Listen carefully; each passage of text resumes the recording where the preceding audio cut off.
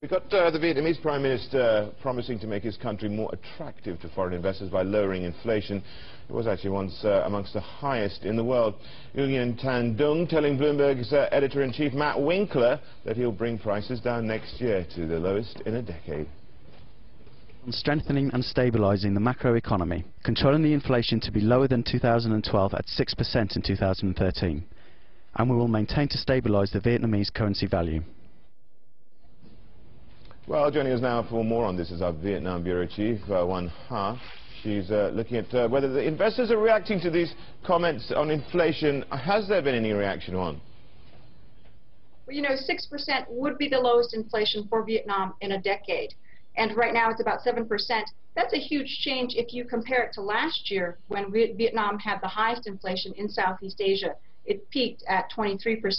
We spoke to Peter Ryder. He's the chief executive of Indochina Capital. They're a fund manager here. And he says that if Vietnam is able to bring down inflation to 6%, it would help Vietnam's image significantly with foreign investors. What message, though, does the Prime Minister have for foreign investors?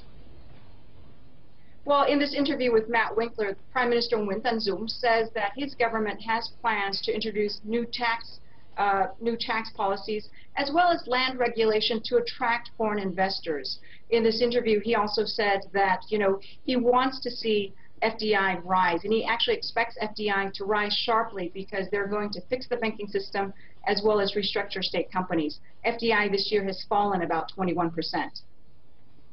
Well, that's the thing, isn't it, here, Andrew? A lot of investors have been concerned about the banking system there. And what can they do at the moment to engender some sort of confidence in it?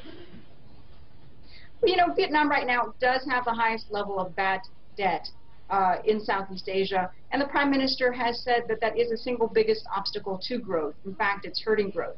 In this interview with Matt, he says that they do want to restructure banks, and they have a plan to do so at the lowest cost possible. He expects that growth next year will be at about 5.5%.